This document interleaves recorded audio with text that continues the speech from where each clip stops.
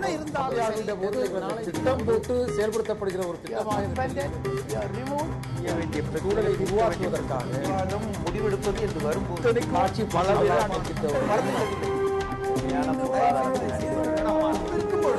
எதிர்த்து பேசிட்டு மதிப்பிற்குரிய பிரதமர் பதவியேற்கும் பொழுது நரேந்திரபாய் மோடி அவர்கள் சொன்ன ஒரே வார்த்தை, இந்த அரசு இந்தியாவில் இருக்கும் 125 கோடி மக்களுக்கான அரசு, 543 எம்பிக்களுக்கான அரசு. இந்த அரசாங்கம், அந்த மாநிலம், இப்படி யாரையும் நாங்கள் வேறுபடுத்தி பார்க்க போவதில்லை. வளர்ச்சி என்பது ஒட்டும் தான் நடக்கும். வளர்ச்சி என்பது 125 கோடி மக்களையும் உள்ளடக்கித்தான் நடக்கும் என்பதுதான் இது. அதன் பிரகாரம் இப்பொழுது வரப்போகிற கர்நாடக அரசாக இருக்கட்டும், சித்தராமையா தலைமையிலான அரசாக இருக்கட்டும், ஆந்திராவில் உள்ள அரசாக இருக்கட்டும், எந்த அரசாக வேண்டுமானாலும் இருக்கட்டும், மத்திய அரசை பொறுத்தவரையில் எல்லாருக்கும் சம பங்களிப்புடன் வளர்ச்சி என்கின்ற ஒரே ஒரு தாரக மந்திரத்தை மட்டும் மனதில் வைத்துக் கொண்டு நடக்க வேண்டும் என்பதுதான் பிரதமருடைய விருப்பம். நரேந்திர மோடி அரசு 120 கோடி மக்களின் அரசு என்று சொல்கிறார். கிட்டத்தட்ட 14% இருக்கிற இஸ்லாமியர்கள் புறக்கணிக்கப்பட்டிருக்கிறார்கள். இன்றைக்கு அமைச்சரவையில ஒரு இஸ்லாமியர் கூட இந்த 282 பேர்ல பாஜகவிலே தேர்ந்தெடுக்கப்படவில்லை. நஜ்மா அப்துல்லா மேலவை உறுப்பினர், நான் மாநிலங்களவை உறுப்பினர், காங்கிரஸ் கட்சியில இருந்து சென்றவர். நீங்கள் ஒருத்தரை கொண்டு வந்து ஒரு நிறுத்தி வச்சு அவரை அமைச்சராக்க உங்களால முடியல. ஏதோ பேருக்கு ஒரு மினிஸ்ட்ரி ஃபார் மைனாரிட்டி அஃபேர்ஸ், பாரபட்சம் இல்லாத அரசு இது இல்ல அப்படின்னு சொல்லுவாங்க. ஒரே ஒரு கிறிஸ்துவர்கள் கூட இந்த அமைச்சரவையில் இல்லை. ஆக 15-20 கோடி மக்களை நீங்கள் புறக்கணிக்கிறீர்கள். ஒரே இதுக்கு மட்டும் பதில் சொல்லிடுறேன். அதாவது இந்த மதச்சார்பின்மை, மதவாதம், இப்படி பண்ற பக்கவாதங்களை பேசிக் கொண்டது காங்கிரஸ் அரசு மிகப்பெரிய அளவில் அடி வாங்கியிருப்பது காரணம் இவர்கள் பேசும் போலி மதச்சாரம்.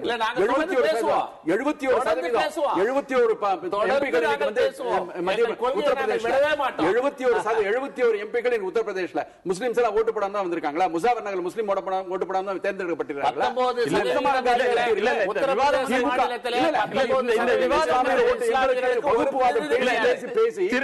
அடக்கி வைத்து இன்று வரை அப்படியே வைத்து ஓட்டு வங்கியாக மட்டுமே வைத்து ரவிச்சந்திரன் அந்த மறுப்பை அவர் சொல்ல நேர்ந்ததே எந்த சமூகத்தையும் எந்த மாநிலத்தையும் பாரபட்சமாக நடத்த மாட்டோம்னு அவர் சொன்ன காரணத்தை நீங்க முன்வைத்ததுனாலதான் நாம் தொடர்ந்து பேசலாம். திரு மணி, 2011 இந்த அரசு தமிழ்நாட்டில் முதலமைச்சர் ஜெயலலிதா ஒரு மிக பெரும்பான்மையோடு இங்க வெற்றி பெற்றார்.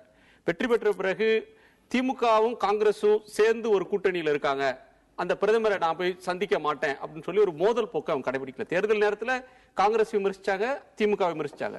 வெற்றி பெற்று வந்த பிறகு ஒரு மாநிலத்தின் முதலமைச்சராக பொறுப்பேற்ற பிறகு டெல்லிக்கு சென்றார்கள், பிரதமரை சந்திச்சு ஒரு விரிவான கோரிக்கை மனுவை கொடுத்தாங்க. அப்போ தமிழ்நாடு ஒரு பெரிய கடன் சுமையை தாங்கி கொண்டிருக்கிறது, எங்களுக்கு ஒரு ஸ்பெஷல் பேக்கேஜ் கொடுக்கணும், 1 லட்சம் கோடி பணம் தரணும், மின் வாரியத்தெல்லாம் விடுவிக்கணும் அப்படின்ற ஒரு கோரிக்கை வச்சு பல கோரிக்கைகளை முன்வைச்சாங்க. அதெல்லாம் நிறைவேறல. ஆனா அதற்கு பிறகு எந்த சந்திப்பும் இருவருக்கும் மத்தியில் நடக்கல. ஒரு தேர்தல் ஆணைய விழா போன்ற முக்கியமான விழாக்களுக்கு செல்லக்கூடிய தருணங்கள் இருந்ததே தவிர இருவரும் சந்தித்துக் கொள்வதற்கான பிரதமர் முதலமைச்சர் அளவிலான நிர்வாக ரீதியான சந்திப்புகள் நடக்கவில்லை. இப்போ இந்த சந்திப்புல மன்மோகன் சிங் அரசுக்கு கொடுத்த கோரிக்கை மனுவை விட இதுல தமிழ்நாட்டின் பிரச்சனைகள் எல்லாம் கொடுக்க போறாங்க. இப்போ இதுல என்னென்ன பிரச்சனைகளை வலியுறுத்துவாங்க, இதுல தமிழ்நாட்டிற்கு என்னென்ன பிரச்சனைகள்ல மத்திய அரசு உதவக்கூடும் நினைக்கிறீங்க? எனக்கு அவங்களோட எக்ஸாக்டா அவங்களோட அஜெண்டா என்னன்னு எனக்கு தெரியல.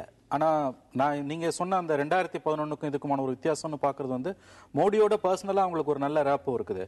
இன்னொரு முக்கியமான விஷயம் நீங்க பார்க்கணும். அதாவது மன்மோகன் சிங்கை போய் பார்த்த ஜெயலலிதா ஆட்சிக்கு வந்த உடனேயே அவங்க அங்க பார்த்துட்டு வெளியில உடனே பதவியேற்ற உடனேயே சிதம்பரத்தை விமர்சனம் பண்ணி பேசினாங்க அன்னைக்கே.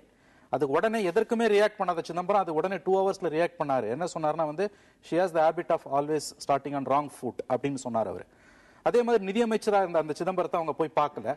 இந்த மாதிரியான விஷயங்கள்ல லாபிங் ரொம்ப முக்கியமான ஒரு விஷயம். ஒரு மாநில முதலமைச்சர் மத்திய அரசிடமிருந்து உதவிகளை பெறும் பொழுது கேட்கும் பொழுது வெறும் பிரதம மந்திரியை மட்டும் பார்த்தால் போதா, அந்த துறை சார்ந்த அமைச்சர்களை பார்க்கணும்னு சொல்லுவாங்க.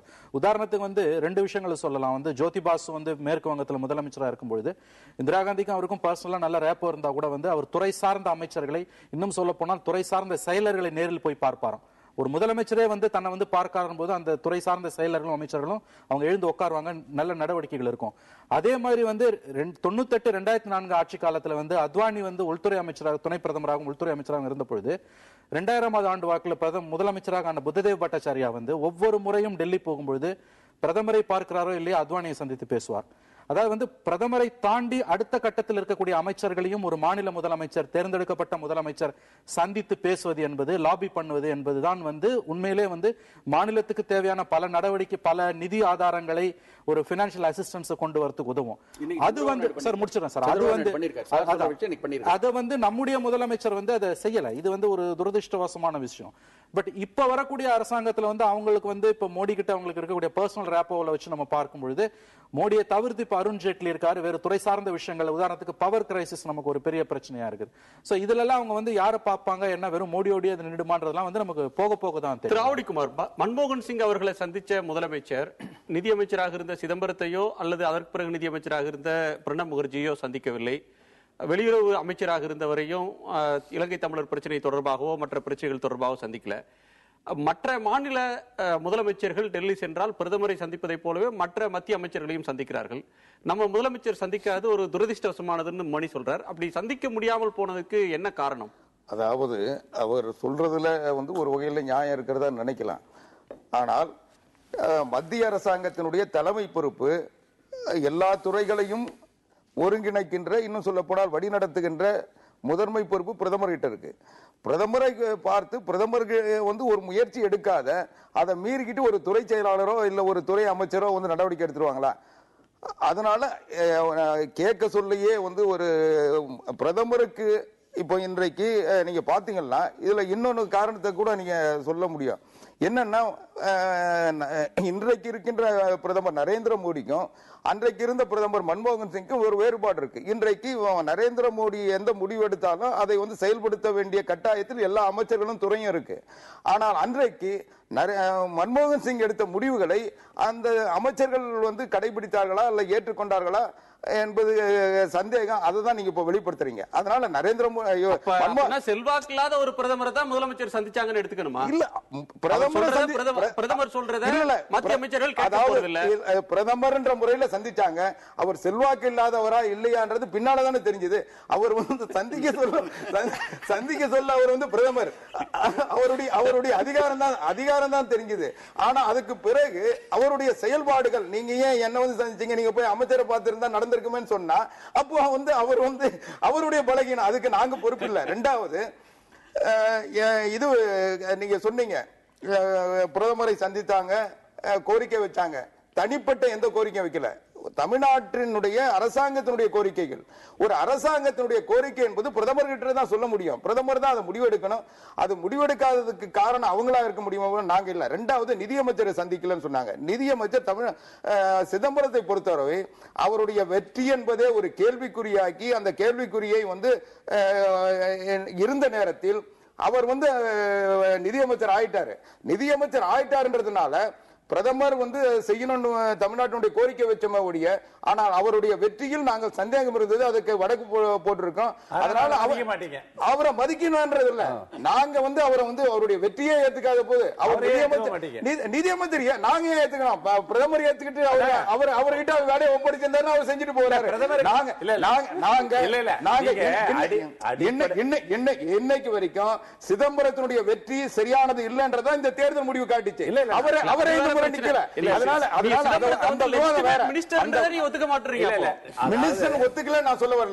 சிதம்பரத்துக்கு தனிப்பட்ட முறையில் தமிழ்நாட்டில் அவங்களை வந்து நாங்க எதிர்த்து போட்டியிட்ட வேட்பாளரை எதிர்த்து அவர் எப்படி வெற்றி பெற்றார்ன்றது ஒரு சர்ச்சை இருந்தது. அந்த சர்ச்சையை வந்து நாங்க நீதிமன்றத்துக்கு கொண்டு போயிருக்கோம். அதனால அவருடைய வெற்றியை நாங்க கேள்விக்குறியாக்கி வச்சிருந்த நேரத்தில் அவரை போய் நாங்க வந்து சந்திக்க வேண்டிய அவசியம் வரல. அதனால அம்மா சந்திக்கல. இல்ல, அதாவது நிதியமைச்சராக இருக்கிறவருடைய வெற்றி கேள்விக்குறியாக இருப்பதுன்னு ஒண்ணு எத்தனை சரி, நீங்க நான் முடிச்சிடறேன். ஒரு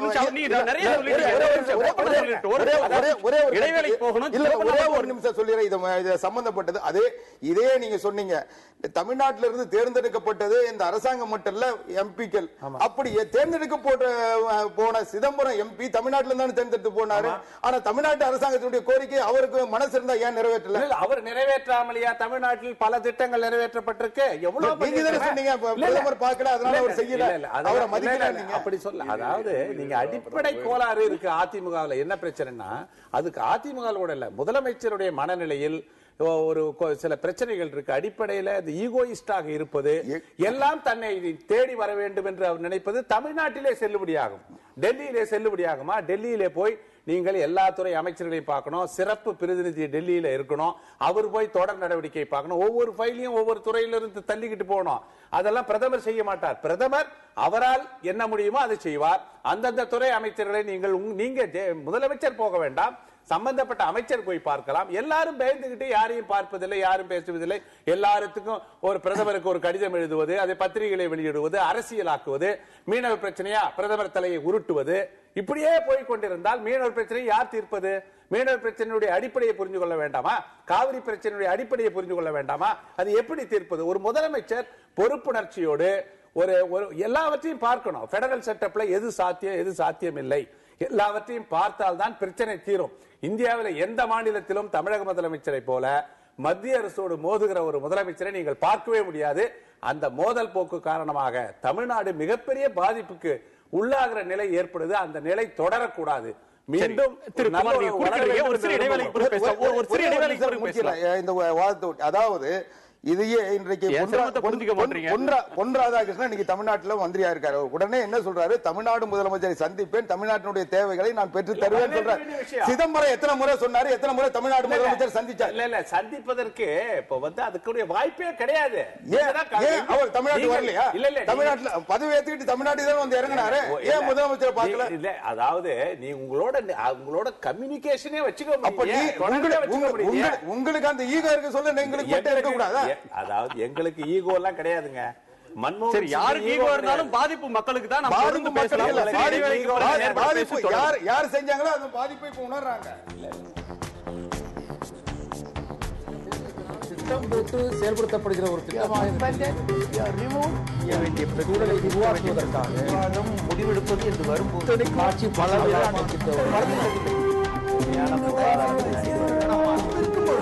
எதிர்த்து பேசிட்டு மக்கள் தங்களுடைய பங்களிப்பை அளிக்க வேண்டும்.